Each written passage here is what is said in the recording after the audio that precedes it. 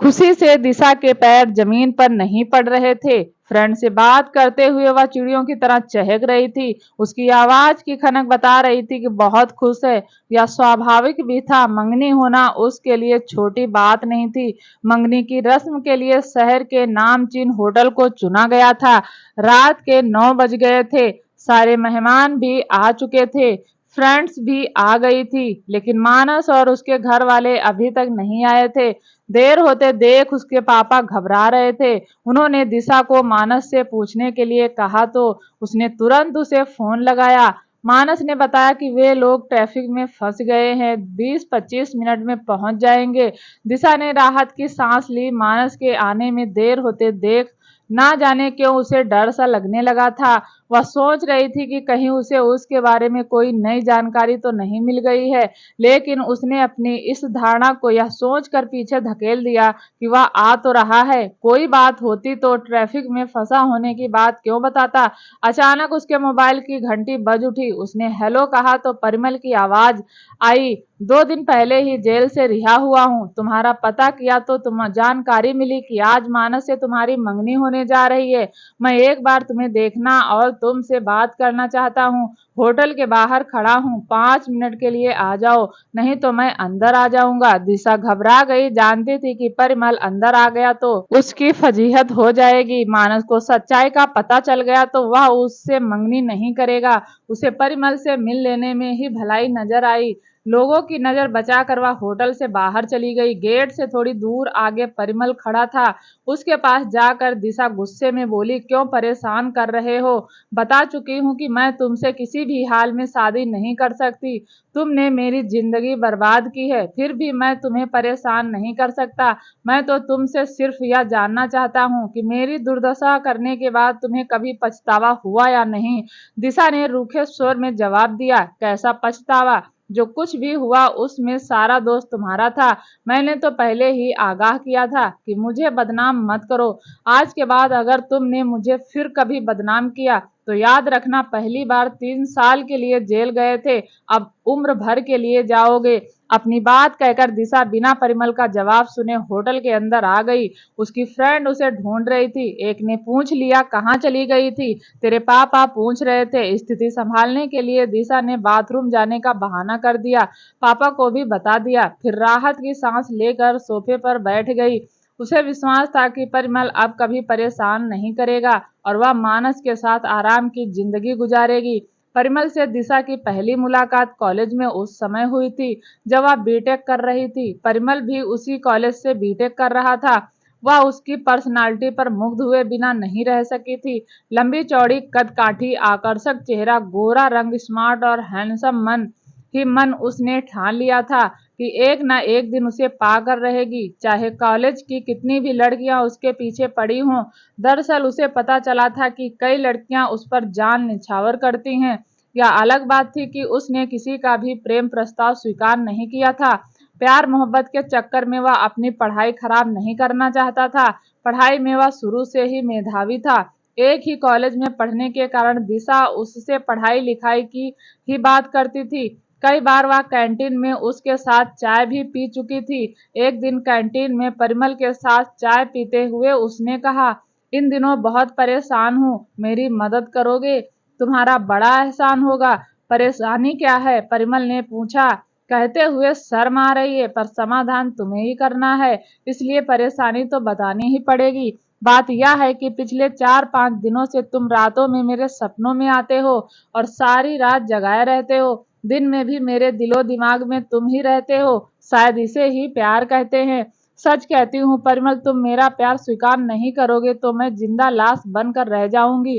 परिमल ने तुरंत जवाब नहीं दिया। उसने कुछ सोचा, फिर कहा, यह तो पता नहीं कि तुम मुझे कितना चाहती हो, पर यह सच है कि तुम मुझे बहुत अच्छी लगती हो। दिशा के चेहरे की मुस्कान का सकारात्मक अर्थ निकालते हुए उसने आगे कहा, मैं भी तुम्हारा प्यार पाना चाहता हूँ, लेकिन मैंने इस डर से कदम आगे नहीं बढ़ाए कि तुम अमीर घराने की हो।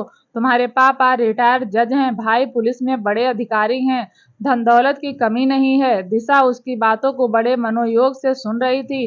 परिमल ने अपनी बात जारी रखी। मैं गरीब परिवार से हूँ, पिता मामूली शिक्षक हैं, ऊपर से उन्हें 2 जवान बेटियों की शादी भी करनी है। यह सच है कि तुम अप्सरा सी सुंदर हो। कोई भी अमीर युवक तुमसे शादी करके अपने आप को भाग्यशाली समझेगा।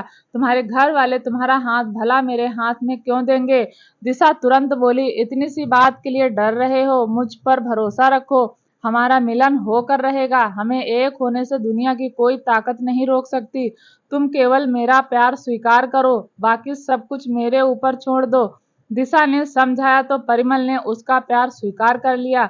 उसके बाद दोनों को जब भी मौका मिलता, कभी पार्क में, कभी मॉल में, तो कभी किसी रेस्तरां में जाकर घंटों प्यार मोहब्बत की बातें करते। सारा खर्च दिशा ही करती थी। परिमल खर्च करता भी तो कहाँ से? उसे सिर्फ 50 रुपए प्रतिदिन पॉकेट मनी मिलती थी। उसी में घर से कॉलेज आने जाने का किराया भी शामिल था। 2 महीने में ही दोनों का प्यार इतना अधिक गहरा हो गया कि एक दूसरे में समा जाने के लिए व्याकुल हो गए। अंततः एक दिन दिशा परिमल को अपनी फ्रेंड के फ्लैट पर ले गई। दिशा का प्यार पाकर परिमल उसका दीवाना हो गया। दिन रात लट्टू की तरह उसके आगे पीछे घूमने लगा। नतीजा यह हुआ कि पढ़ाई से मन हट गया और उसे दिशा के साथ उसकी फ्रेंड के फ्लैट पर जाना अच्छा लगने लगा। सहेली की मम्मी पापा दिन में ऑफिस में रहते थे, इसलिए उन्हें परेशानी नहीं होती थी। फ्रेंड तो राजदार थी ही। इस तरह दोनों 1 साल तक मौज मस्ती करते रहे। फिर अचानक दिशा को लगा कि परिमल के साथ ज्यादा दिनों तक रिश्ता बनाए रखने में खतरा है। वजह यह है कि वह उससे शादी की उम्मीद में था। दिशा ने परिमल से मिलना जुलना बंद कर दिया। उसने परिमल को छोड़कर कॉलेज के ही एक छात्र वरुण से तनमन का रिश्ता जोड़ लिया। वरुण बहुत बड़े बिजनेसमैन का इकलौता बेटा था। सच्चाई का पता चलते ही परिमल परेशान हो गया। वह हर हाल में दिशा से शादी करना चाहता था, लेकिन दिशा ने उसे बात करने का मौका ही नहीं दिया था। दिशा का व्यवहार देखकर परिमल ने कॉलेज में उसे बदनाम करना शुरू कर दिया। मजबूर होकर दिशा को उससे मिलना पड़ा। पार्क में परिमल से मिलते ही दिशा गुस्से में चीखी, मुझे बदनाम क्यों कर रहे हो? मैंने कभी कहा था कि तुमसे शादी करूंगी? अपना वादा भूल गई? तुमने कहा था ना कि हमारा मिलन होकर रहेगा, तभी तो तुम्हारी तरफ कदम बढ़ाया था। परिमल ने उसका वादा याद दिलाया। मैंने मिलन की बात की थी, शादी की नहीं। मेरी नजरों में तन का मिलन ही असल में मिलन होता है। मैंने अपना सर्वस्व तुम्हें सौंपकर अपना वादा पूरा किया था। फिर शादी के लिए क्यों पीछे पड़े हो? तुम छोटे परिवार के लड़के हो, इसलिए तुमसे किसी भी हाल में शादी नहीं कर सकती। परिमल शांत बैठा सुन रहा था। उसके चेहरे पर तनाव था और मन में गुस्सा, लेकिन उस सब की चिंता किए बगैर दिशा बोली, तुम अच्छे लगे थे, इसीलिए संबंध बनाया था। अब हम दोनों को अपने अपने रास्ते चले जाना चाहिए। वैसे भी मेरी जिंदगी में आने वाले तुम पहले लड़के नहीं हो। मेरी कई लड़कों से दोस्ती रही है। मैं सबसे थोड़ी ही शादी करूंगी। अगर आज के बाद मुझे कभी भी परेशान करोगे तो तुम्हारे लिए ठीक नहीं होगा। बदनामी से बचने के लिए मैं कुछ भी कर सकती हूँ।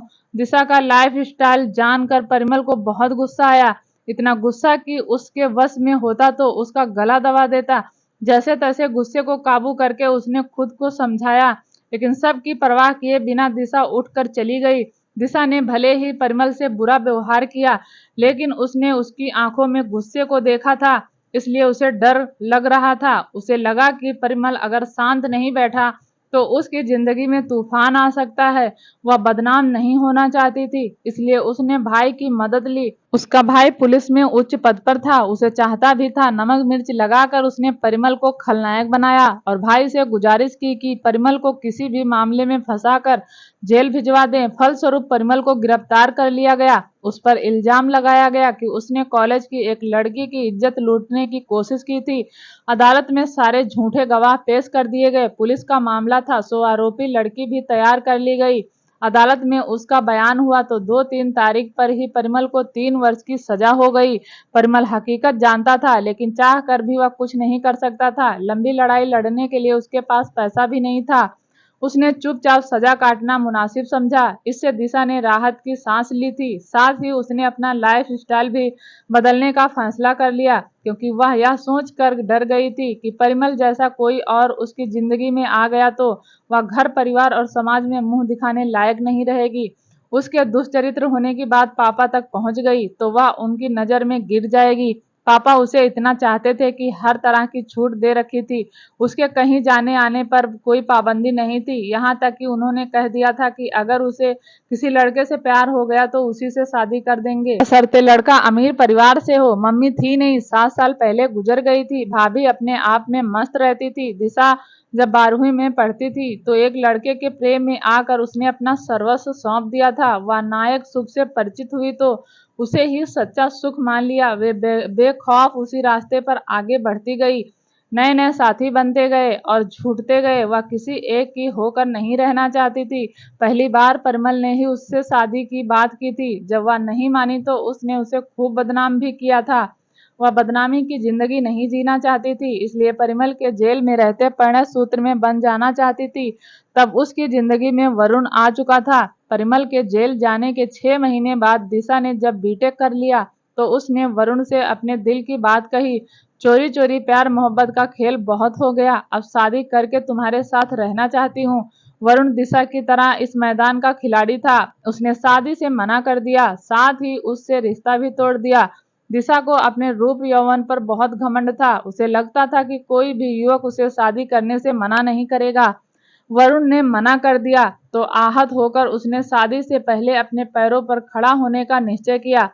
पापा से नौकरी की इजाजत मिल गई तो उसने जल्दी ही जॉब ढूंढ लिया। जॉब करते हुए 2 महीने ही बीते थे कि एक पार्टी में उसका परिचय रंजन से हुआ, जो पेशे से वकील था। उसके पास काफी संपत्ति थी। शादी के ख्याल से उसने रंजन से दोस्ती की, फिर संबंध भी बनाया। उसने रंजन से दोस्ती की, फिर संबंध भी बनाया, लेकिन करीब 1 साल बाद उसने शादी से मना कर दिया। रंजन से धोखा मिलने पर दिशा तिल मिलाई जरूर, लेकिन उसने निश्चय किया कि पुरानी बातों को भूलकर अब विवाह से पहले किसी से भी संबंध नहीं बनाएगी। दिशा ने घर वालों को शादी की रजामंदी दे दी तो उसके लिए वर की तलाश शुरू हो गई। 4 महीने बाद मानस मिला। वह बहुत बड़ी कंपनी में सीईओ था। पुश्तैनी संपत्ति भी थी। उसके पिता रेलवे के रिटायर्ड थे। मम्मी हाई स्कूल में पढ़ाती थी। मानस से शादी होना तय हो गया तो दिशा उससे मिलने लगी। उसने फैसला किया था कि शादी से पहले किसी से भी संबंध नहीं बनाएगी, लेकिन अपने फैसले पर वह टिकी नहीं रह सकी। हवस की आग में जलने लगी तो मानस से संबंध बना लिया। 2 महीने बाद जब मानस मंगनी से कतराने लगा तो दिशा ने पूछा, सच बताओ, मुझसे शादी करना चाहते हो या नहीं? नहीं, मानस ने कह दिया। क्यों? दिशा ने पूछा। वह गुस्से में थी। कुछ सोचते हुए मानस ने कहा, पता चला है कि मुझसे पहले भी तुम्हारे कई मर्दों से संबंध रहे हैं। पहले तो दिशा सकते में आ गई, लेकिन फिर अपने आप को संभाल लिया और कहा, लगता है मेरे किसी दुश्मन ने तुम्हारे कान भरे हैं। मुझ पर विश्वास करो, तुम्हारे अलावा मेरे किसी से संबंध नहीं रहे। मानस ने सोचने के लिए दिशा से कुछ दिन का समय मांगा, लेकिन उसने समय नहीं दिया। उस पर दबाव बनाने के लिए दिशा ने अपने घर वालों को बताया कि मानस ने पहला फुसलाकर उससे संबंध बना लिए हैं और अब गलत इल्जाम लगाकर शादी से मना कर रहा है। उसके पिता और भाई गुस्से में मानस के घर गए। उसके माता पिता के सामने ही उसे खूब लताड़ा और दिशा की बेहयाई का सबूत मांगा। मानस के पास कोई सबूत नहीं था। मजबूर होकर वह दिशा से मंगनी करने के लिए राजी हो गया। 15 दिन बाद की तारीख रखी गई। आखिर वह दिन आ ही गया। मानस उससे मंगनी करने आ रहा था। एक सहेली ने दिशा की तंद्रा भंग की तो वह वर्तमान में लौट आई। सहेली कह रही थी, देखो मानस आ गया है। दिशा ने खुशी से दरवाजे की तरफ देखा। मानस अकेला था। उसके घर वाले नहीं आए थे। उसके साथ एक ऐसा शख्स था जिसे देखते ही दिशा के होश उड़ गए। वह शख्स था डॉक्टर अमेंदु। मानस को अकेला देख दिशा के भाई और पापा भी चौंक गए। उसका स्वागत करने के बाद भाई ने पूछा, तुम्हारे घर वाले नहीं आए? कोई नहीं आएगा, मानस ने कहा। क्यों नहीं आएगा? क्योंकि मैं दिशा से शादी नहीं करना चाहता। मुझे उससे अकेले में बात करनी है। वह सब कुछ समझ जाएगी, खुद ही मुझसे शादी करने से मना कर देगी।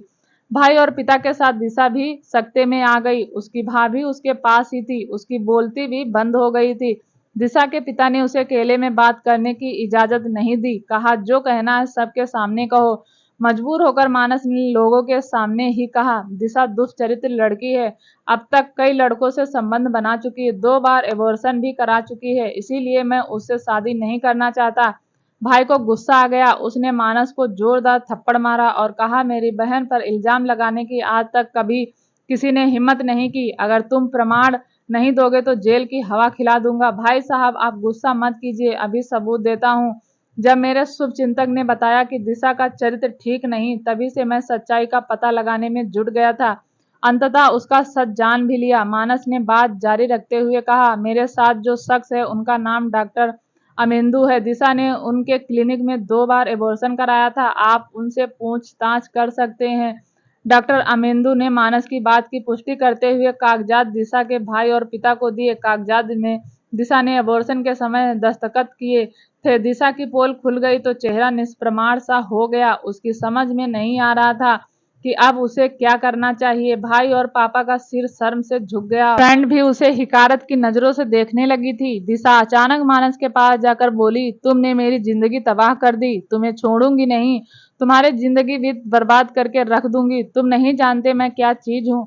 तुम्हारे साथ जो कुछ भी हो रहा है वह सब तुम्हारे लाइफ स्टाइल की वजह से हो रहा है। इसमें किसी का कोई दोष नहीं है। जब तक तुम अपने आप को नहीं सुधारोगी ऐसे ही अपमानित होती रहोगी। पल भर चुप रहने के बाद मानस ने फिर कहा, आज की तारीख में तुम इतना बदनाम हो चुकी हो कि तुमसे कोई भी शादी करने के लिए तैयार नहीं होगा। वह एक पल रुक कर बोला, हाँ, एक ऐसा शख्स है जो तुम्हें बहुत प्यार करता है। तुम कहोगे तो खुशी खुशी शादी कर लेगा।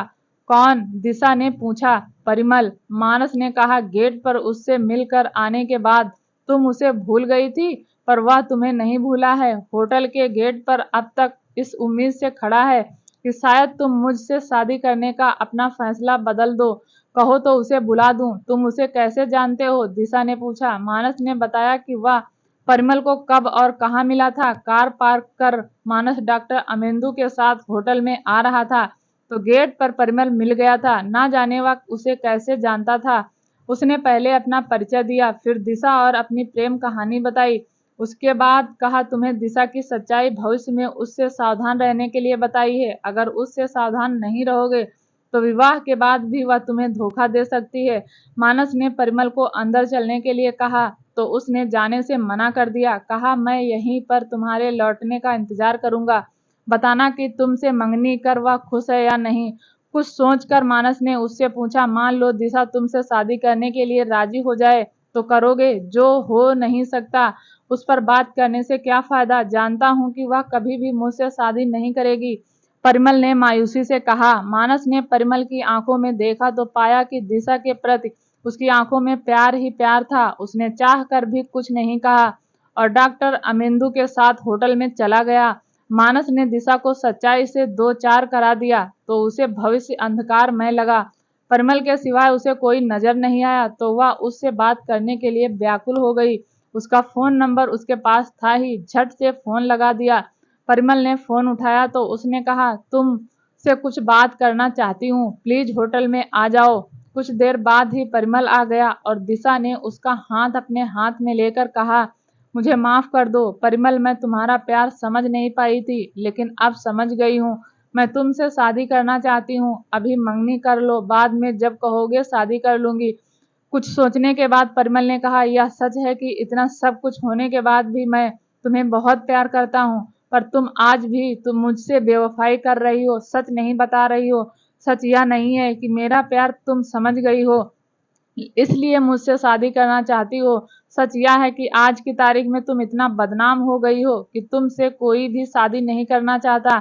मानस ने भी शादी से मना कर दिया, इसीलिए अब तुम मुझसे शादी कर अपनी इज्जत बचाना चाहती हो। तुमसे शादी करूंगा तो प्यार की नहीं, समझौते की शादी होगी जो अधिक दिनों तक नहीं टिकेगी। अतः मुझे माफ कर दो और किसी और को बलि का बकरा बना लो। मैं भी तुम्हें सदैव के लिए भूल कर किसी और से शादी कर लूंगा। परिमल रुका नहीं, दिशा की पकड़ से हाथ छुड़ाकर दरवाजे की तरफ बढ़ गया। वह देखती रह गई, किस अधिकार से रोकती। कुछ देर बाद मानस और डॉक्टर अमेंदु भी चले गए। दिशा के घर वाले भी चले गए, सहेलियां चली गई, महफिल खाली हो गई, पर दिशा डबडबाई आंखों से बुद्ध बनी रही। दोस्तों, उम्मीद करती हूँ कहानी पसंद आई होगी। अगर आप चैनल पर पहली बार आए तो प्लीज चैनल को लाइक, शेयर और सब्सक्राइब जरूर करें। धन्यवाद।